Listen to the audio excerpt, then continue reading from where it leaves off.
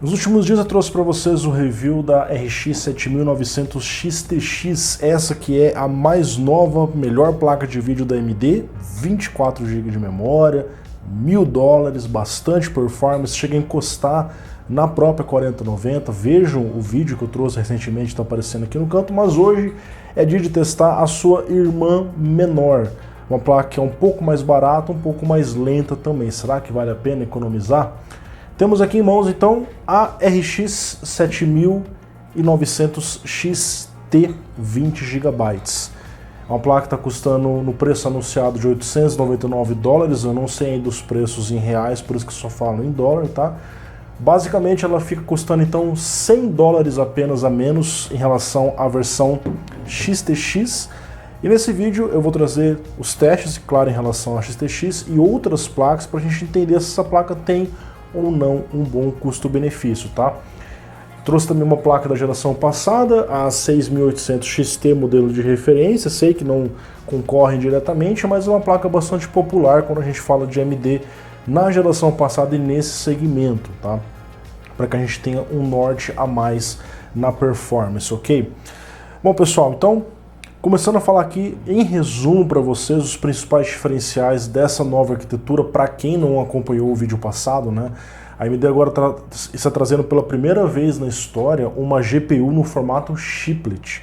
Então você não tem um único chip grandão com todas as estruturas, e sim chips de litografias diferentes, separados e conectados pelo Infinity Fabric. É basicamente a mesma ideia que ela tem feito com os Ryzen. Então ela usa litografias de 5 nanômetros, aonde mais faz sentido, onde precisa de mais performance, e 6 nanômetros, onde precisa de menos.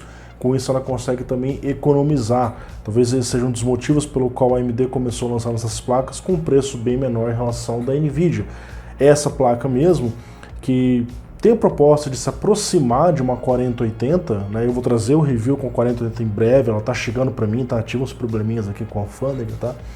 Mas a 4080 custa então $1.200 e ela está custando $300 a menos. Então, se a gente for fazer a conversão no real e ela chegar no mesmo preço justo no Brasil, a gente deve ter uma placa custando aí tranquilamente os seus R$1.500, talvez R$2.000 a menos que a própria 4080. Me parece uma proposta particularmente interessante, tá? Mas enfim. Então, nós temos aqui um tamanho convencional. Essa placa é ainda um pouquinho menor em relação à XTX. Observe que em relação à geração nova da NVIDIA, a gente tem uns chips ali com bastante TDP, placas vindo gigantescas, e a AMD fez o oposto aqui, ela trouxe uma placa compacta.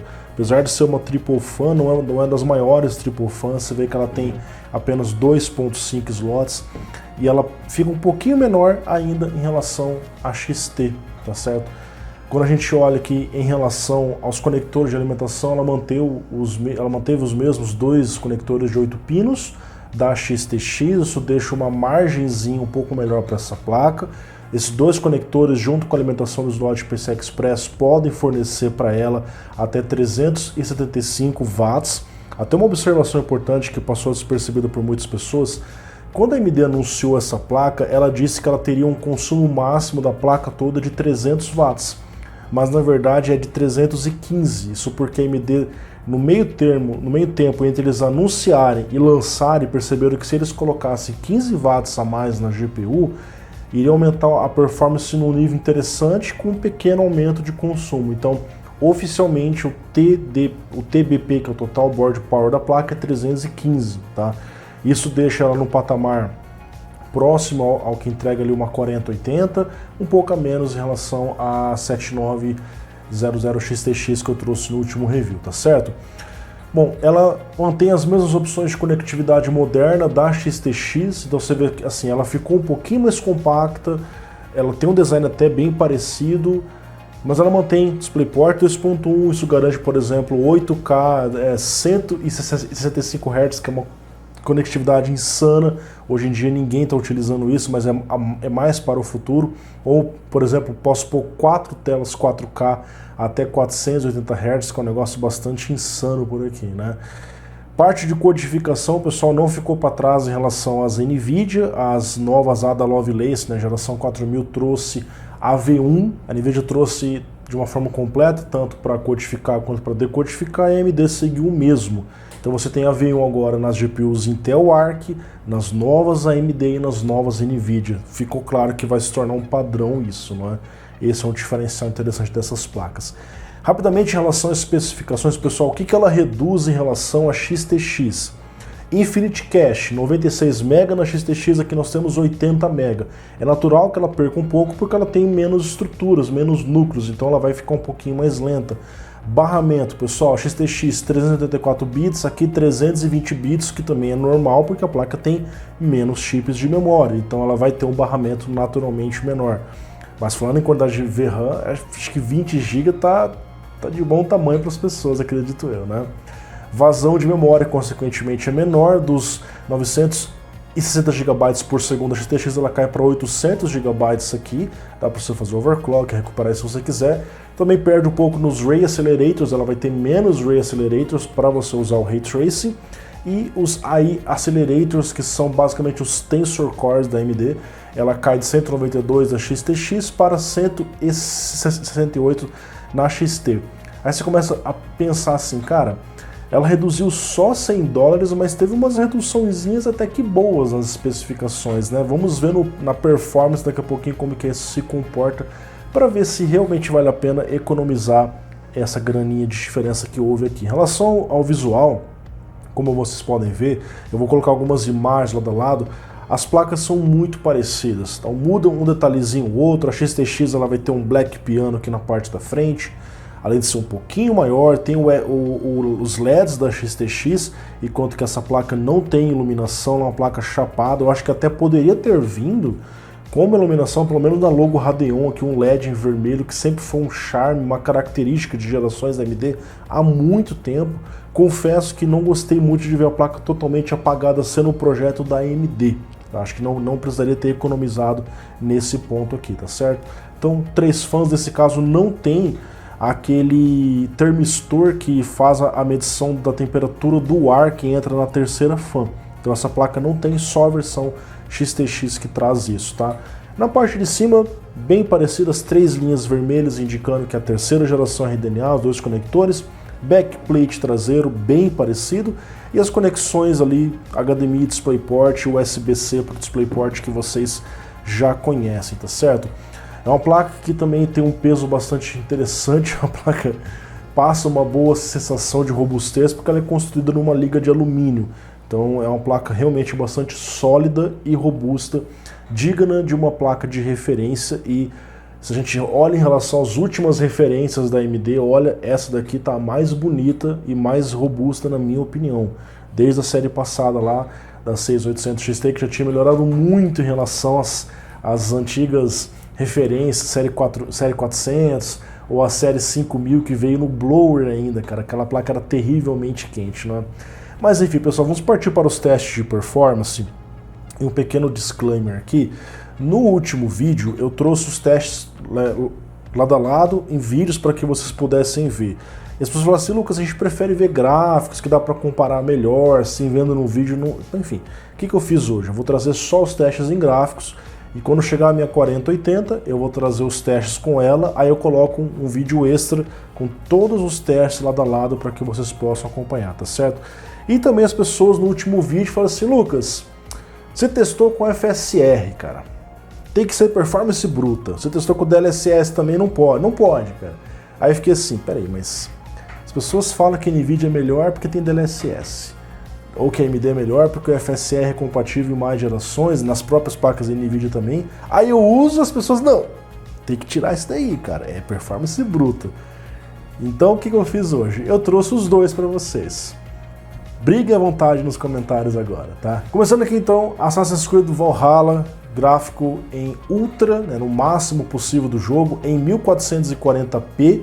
Nós vemos ali a XTX e a XT entregando uma diferença muito pequena de apenas 16 quadros, num contexto que já está acima de 160, acima de 150 ali. Então assim, não é uma diferença muito grande em 1440p. A gente observa que a XT consegue ficar também bem superior em relação a 3080 Ti, cara.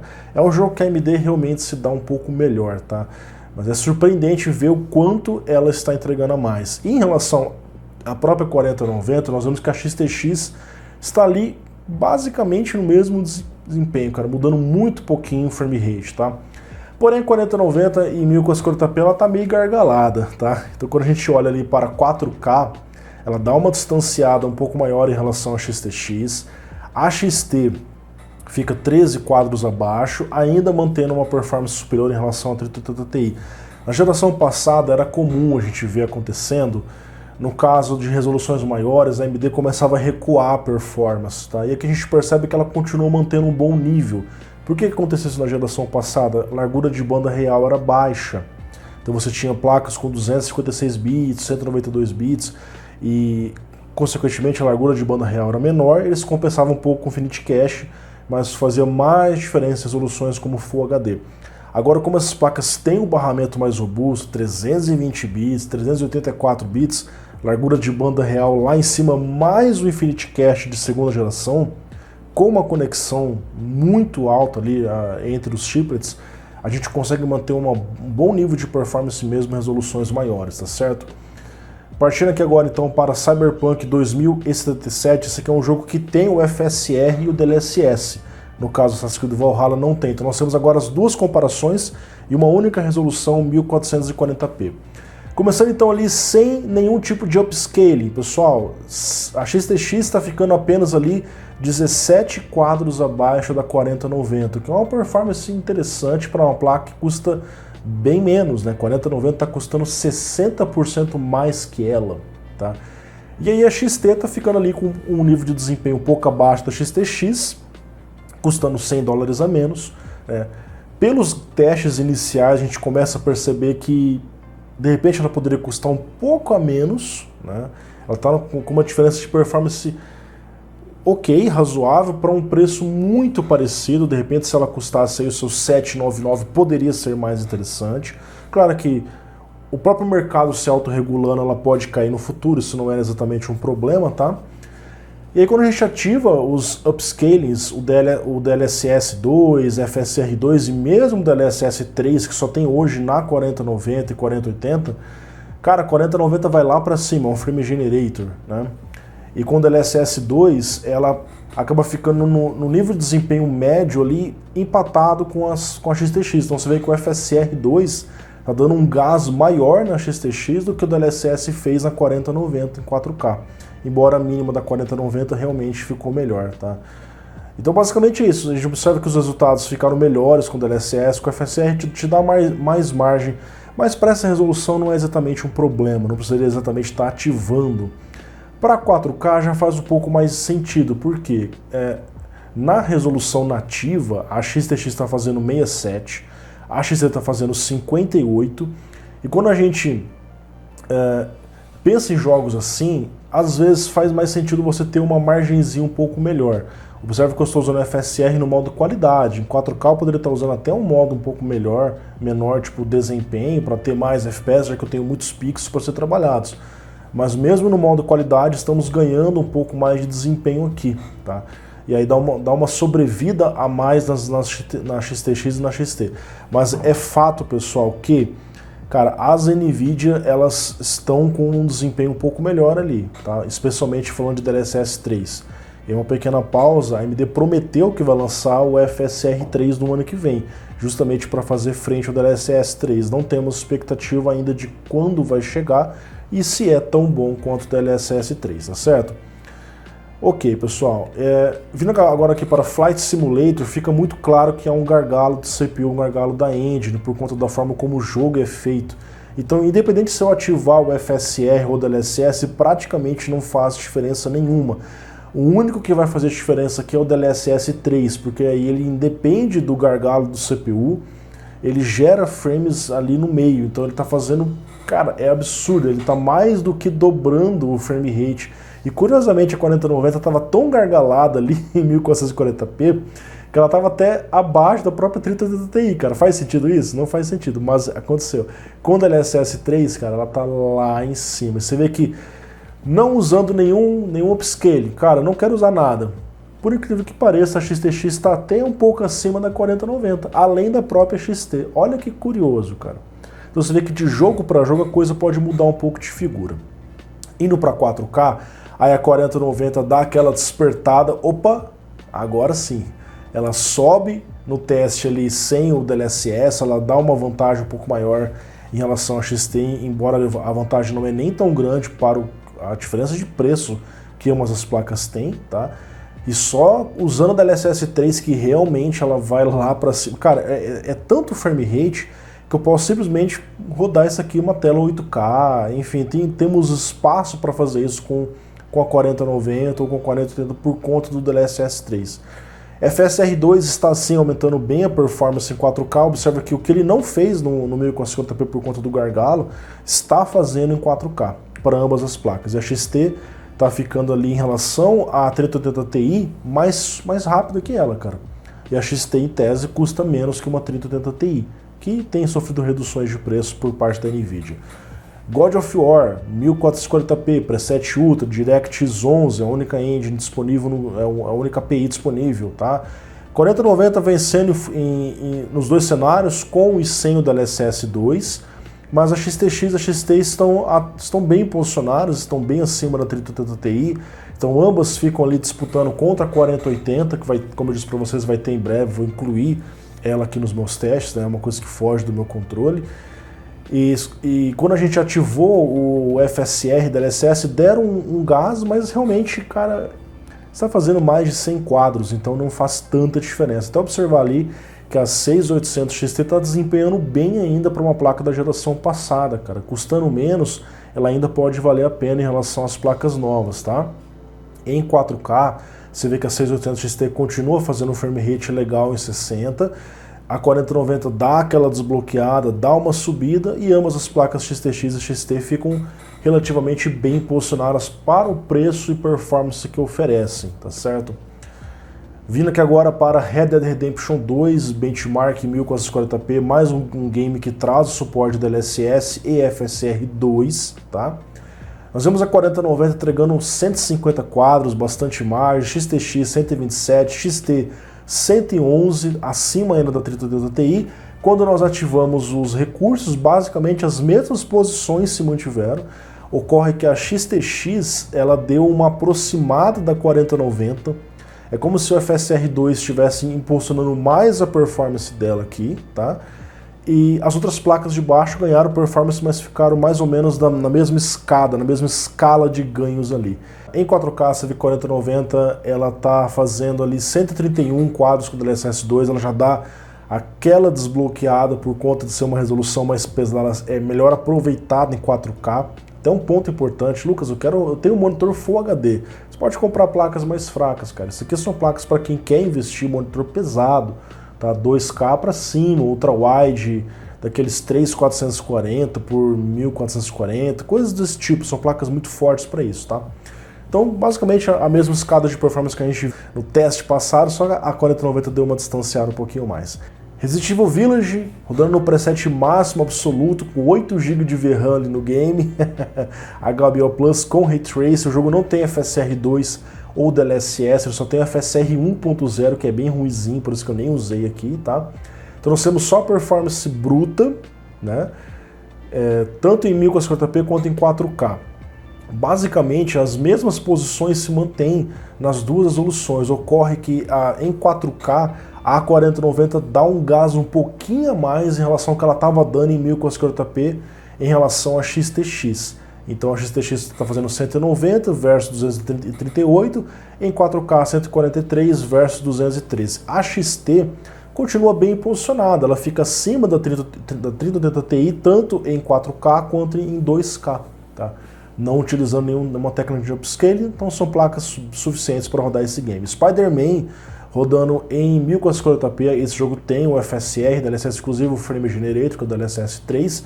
Cara, o que eu posso falar da 4090 fazendo 305 quadros no Ultra? Né? É absurdo isso daqui, cara.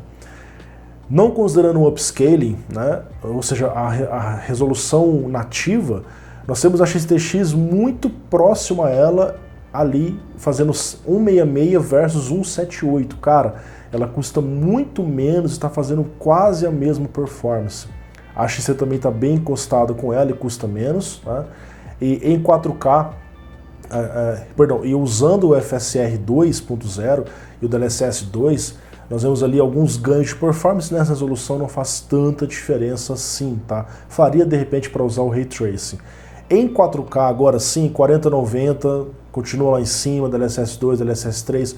Observa que elas não são nem concorrentes da 4090, mas por encostar nela muitas das vezes, custando muito menos, elas ficam interessantes pra caramba, cara.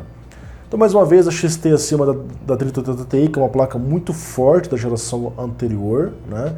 Isso faz com que ela fique acima da 3090 e brigando ali, em certos casos, contra a 3090 Ti. Cara, a AMD lançou uma placa que está brigando contra uma 3090 Ti custando menos. Isso é uma coisa interessante também, consumindo menos energia, que a 3090 Ti consome ali seus 450 watts, se não me engano, né? Enfim, e temos aí também o desempenho em 4K. Bom, esses são os testes em rasterização, vamos agora para os testes em Ray Tracing. E Ray Tracing, a NVIDIA continua melhor e o DLSS e FSR são meio que obrigatórios dependendo do cenário. Cyberpunk 2077, a única placa que faz acima de 60 em 1440p com Ray Tracing no Ultra é a 4090, tá? Então eu preciso usar FSR e DLSS na 3080 Ti para ter um desempenho razoável, ou eu baixo os gráficos, faço outras concessões. Então assim, nesse cenário faz mais diferença. E cara, quando eu ligo o DLSS 2 ou o 3, principalmente na 4090, o negócio vai lá para cima, é muito monstruoso, cara. Tanto é que em 4K, a 4090 consegue fazer 107 com o DLSS 3, 74 com o DLSS 2, então novamente a única placa que consegue fazer acima de 60, e aqui precisaria usar DLSS. Em resoluções assim, cara, você nem percebe a diferença, né? A não ser que você pare, o jogo dê um zoom 200%, que perde totalmente o propósito da ideia de jogar, né? Mas você vê que sem upscale nenhum, cara, nem a 4090 tá fazendo frame rate 60. O negócio é pesado, cara. Você teria que fazer ou reduzir os gráficos ou ligar DLSS e FSR, que para mim vale muito a pena ativar as duas tecnologias, tá certo? Aqui nós temos o Spider-Man, o Ray Tracing dele é um pouco mais leve, né? Ele não é um jogo tão novo assim, foi lançado há um tempo atrás, depois foi reformulado para PC. Então nós vemos ali os ganhos de performance em 1440p, ok, né? A XT muito colada com a XTX. Então aqui você vê, pô, ela custa menos, está quase o mesmo desempenho, beleza, tá interessante, né? Subindo para 4K, que é onde eventualmente vai fazer mais diferença esses recursos de FSR e DLSS, nós vemos que a XT e a XTX tem condições de ficar em 60 ou próximo disso, porém ativando o FSR2 com Ray Tracing no máximo ali, a gente tem mais margem. E fato que a 4090 também está desempenhando muito bem ali, cara. Você vê que curiosamente a XT em Ray Tracing, ela tá vencendo mesmo a 3080 Ti, cara. Olha só que curioso, cara. Então, cara, Ray Tracing na AMD é ruim? Olha, já foi fraco no passado, agora a história tá diferente, cara. As placas estão muito fortes no Ray Tracing, tá? É uma 3080 Ti, uma placa muito boa. Mas é claro que a NVIDIA continua melhor, uma 4080 vai desempenhar um pouco a mais aqui, a gente vai descobrir esses números precisos em breve para vocês, tá certo? Pessoal, performance relativa, então, os 7 jogos usando o i9 12900K, inicialmente em 1440p, nós temos as diferenças ali, então, para que vocês possam analisar com calma, cara. Basicamente, a 4090 fica 11% apenas acima da XTX e 21% acima da XT. Entre a XT e a XTX são 10%. Então, assim, é uma diferença muito pequena. Às vezes vale a pena já investir na mais forte, aí depende do seu objetivo, tá? E a hora que você ativa DLSS, FSR, você tem um ganho a mais na 4090, especialmente quando é o caso do DLSS 3. Se você usa o DLSS 2 nos games compatíveis, ela tem curta diferença em relação à XTX, mostrando que a XTX sim tem um bom custo-benefício, tá? Agora em 4K, que é mais o cenário dessas placas, cara, a gente vê ali que a 4090 dá aquela guinada sem o DLSS e com o DLSS 3 continua muito forte lá na parte de cima, tá? A XTX já dá um pouquinho mais de distanciado em relação à XT, já são 15%, ficando ali em 14% quando você usa o FSR, então em resoluções maiores a XTX continua sendo um pouquinho mais forte que a XT, porque ela tem uma vazão maior, uma largura de banda maior, uma GPU mais forte, enfim. Então, esses são os testes. A 4090 continua mais rápida, 27% aqui, mesmo com o DLSS 3, cara, 37% mais rápida, só que ela está custando 60% mais. Então, a XTX ainda tem um custo-benefício interessante, na minha humilde opinião, tá certo? Bom, pessoal, vamos agora falar sobre a FSR 3. Infelizmente ficou para o ano que vem sem data, tá? O que a gente entendeu é que ele vai utilizar os AI Accelerators, que está presente aqui nas duas GPUs, para acelerar e criar os frames extras, assim como o DLSS 3, tá? A AMD chegou a falar para mim, o Frank Hazard, eu conversei com ele lá em Las Vegas, no evento da AMD, eu fiz essa pergunta para ele lá e depois os outros portais também divulgaram, se isso iria ser portado para gerações anteriores. Ele ficou assim meio pensativo, né? Acredito que pelo fato dessa tecnologia possivelmente estar usando os AI Accelerators, que só tem nas novas placas, não tem nas placas anteriores, tá? E ele disse que iria tentar. Então assim, pode ser que aconteça uma adaptação, alguma coisa? Pode, mas por enquanto a FSR 3 só compatíveis com as placas novas, tá? Temperatura versus clock, pessoal, a placa é igualmente fria em relação às gerações antigas, como uma 5700, 5700 XT de referência, que eram extremamente quentes, foi melhorar na série 6000. Nós temos aqui as imagens térmicas na placa, parte da frente, parte de cima, realmente nada muito o que comentar, tá? E quando a gente olha a relação de temperatura versus clock, hotspot, nós vemos que a temperatura da placa está razoável. Ela ficou até um pouco mais quente que a XTX, você fala assim, Lucas, mas espera aí, cara, como é que uma placa mais fraca ficou mais quente? É que o cooler dela é um pouco menor, então é natural que ela seja uma placa um pouquinho mais quente, mas nada de muita diferença aqui. Consumindo no máximo 312 watts, sei que eu não consumo só da GPU não, tá, pessoal? Eu consumo da placa inteira, a GPU só está consumindo menos.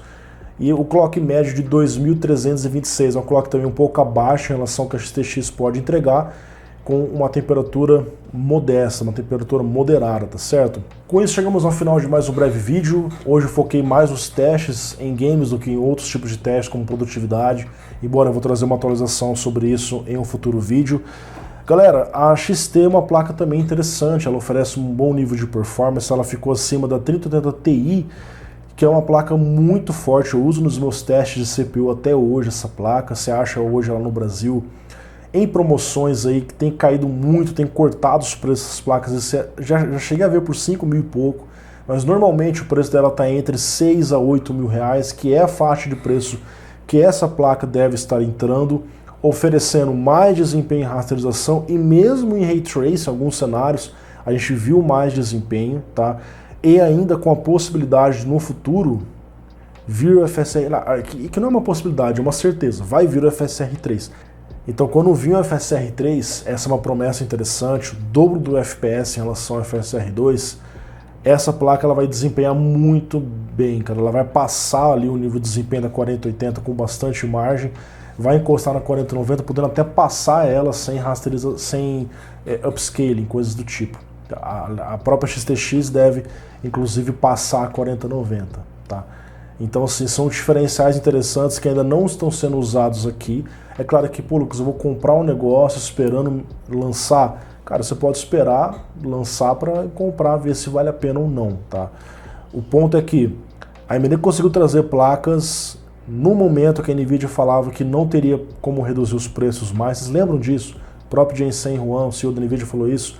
Olha, os preços daqui para frente vão ser só altos, não tem como baixar o preço. A AMD vem baixo preço, cara. Pera aí, temos alguma coisa diferente aqui, né? O fato de usar uma GPU em chiplet provavelmente explica o porquê essa GPU consegue ser mais barata. E ela faz outras melhorias internas na arquitetura, no Infinity Cache, para alcançar um nível de performance razoável, digno de um salto geracional, tá certo? Porém, pessoal, honestamente, pela diferença de $100, acho que a XTX ela tá mais interessante. É uma placa mais forte, chegou a dar 15% a mais ali. Então assim, ok, aí depende do seu bolso também, né? Se for na conversão real, são 500 e pouquinhos reais a mais da XTX para XT. Cara, eu pegaria a XTX, se for só essa diferença. Se começar a falar assim, Lucas, aqui no Brasil, juros, impostos, isso aqui, cara, já é R$1.000 de diferença, R$1.500. O povo começa a pensar, porque a XT é uma placa boa também. Ela se saiu bem nos testes, inclusive mais rápida que a própria 3080 Ti, no nível de uma 3090/3090 Ti, tá? Então, assim, nesse nível de performance, com o consumo que ela tem, que é inclusive menor que as placas 90 da NVIDIA, me pareceu uma opção razoável, tá? Com esse asterisco que se o preço for muito perto da XTX, eu consideraria a XTX ao invés dela. Pessoal, encerro por aqui, espero que vocês tenham gostado. Em breve eu trago mais testes dessas placas, nós teremos conteúdos com CPUs AMD também, porque a gente sabe que os CPUs AMD, eles, às vezes em certos games tem uma performance melhor que os CPUs Intel, e o Smart Access faz mais diferença que o Resizable Bar, embora em tese são as mesmas tecnologias, a gente tem percebido que existe sim algumas diferenças quando troca o CPU. Vou trazer o teardown da XTX, eu vou desmontar a XTX todinha para vocês, para a gente ver como é que ela é por dentro, tá? Então, por hora é isso, espero que tenham gostado, se inscreva no canal para não perder novos conteúdos, convido vocês a entrarem no nosso grupo de promoções do Telegram, assim que essa placa estiver no Brasil, você queira estar acompanhando aí os preços, eu estarei divulgando para vocês no nosso grupo, façam parte, temos também o grupo dos smartphones eletrônicos no geral, são os 2 primeiros links na descrição. Muito obrigado pela audiência, sigo trazendo mais vídeos para vocês, valeu, falou e um ótimo final de ano para todos. Tchau, tchau.